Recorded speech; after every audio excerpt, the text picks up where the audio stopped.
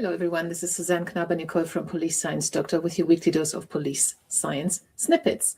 Snippets number 270 this week, actually, to be exact. And these police science snippets are little extracts of academic research knowledge that has recently been published in the fields of police science, evidence-based policing, investigative psychology, and similar fields. So I can't guarantee that there's going to be something for you in every week's 3 snippets. However, as soon as you join the Police Science Doctor email list, which is completely free and you can unsubscribe anytime, you get sent the password for the read page on the Police Science Doctor email list. That will give you access to all the previous PDFs, 270 now with 3 snippets each. So whatever your role is, I hope I have found something on there somewhere that is tangible and something you can put into action or start considering straight away.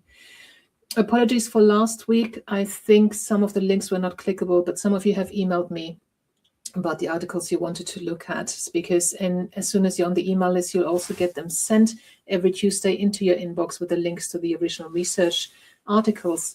Some of these were not working last week, but those who have emailed and have asked for the links have been sent them. If you still want them, of course, email me and I'll try and dig them out again for you. So this week we have the first one is about sexual trauma research. Research ethics committees are often hesitant to approve sexual trauma research due to beliefs that asking participants about traumatic experiences will cause extreme distress. Studies have found that while immediate negative emotional reactions are common, this stress is short-term, so it can last only a few minutes or hours after participation in the research study. Findings of this study indicated that participating in such research was actually a positive experience for participants. Further, participants who reported a victimization experience did not report experience a negative emotional reaction to participating in the study. So this might be relevant for any law enforcement organization doing research that don't necessarily be put off by the temporary and short-term negative effect it may have on the victims. Obviously, you're also speaking to a lot of victims of sexual abuse for investigative purposes. This particular article is actually open access, which means when you click on the link in the email, you can read the entire article. The second snippet for this week is about barriers in reporting intimate partner violence. Barriers to reporting intimate partner violence to the police represent a critical public health problem affecting women.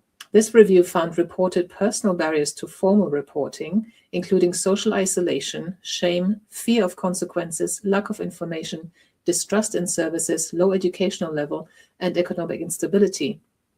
However, other studies uncovered additional barriers, such as biases about the ideal victim, frustration with the cycle of violence, poor training and awareness of intimate partner violence, and limited coordination between legal and police resources.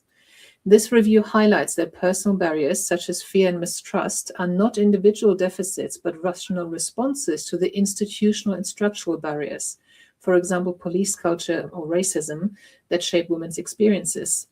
These findings call for a shift in paradigm, moving the focus from women's decisions to systemic failures. Something to discuss. The third snippet is also open access, which is great. It's about crime prevention. The proactive shift towards crime prevention and policing has faced resistance and difficulties in implementation. This study on views on crime prevention by police officers and students was generally acknowledged to be important, but other duties were considered more exciting and prioritized. Furthermore, the participants stated that the craft of crime prevention is learned while working in the field rather than during education. These findings suggest that police officers' influence over their own work may partly explain the difficulty of incorporating crime prevention into everyday policing. It's not as sexy as some of the other stuff, is what this study seems to have found. Okay, these were the 3 snippets for today. Hopefully there was something in there that's relevant to you. If not, as I said, go to the read page and see what all the previous snippets were about and download the ones that are relevant. Have a click on the links that are in there to the original research articles. And at the very least, you can read the abstract. The abstract is the first paragraph of the research, which has a description of what was done, how it was done, and what the findings were. And if the article is open access, is published in an open access journal, or your organization has a subscription to the publisher, you'll be able to download the entire article. But that, I'm afraid, is out of my control. So hopefully that was interesting to you, and I'll see you again next week with 3 more snippets at the same time here on social media. And until then, stay safe and make good decisions. Thank you. Bye-bye. Thank you for watching. I hope you found this content useful. You can get access to each episode's transcript with key learning points, timestamps, and references if you get yourself onto my mailing list. Just go to the main website on policesciencedoctor.com, and on the bottom of each page you will find a sign-up form for notifications of new content.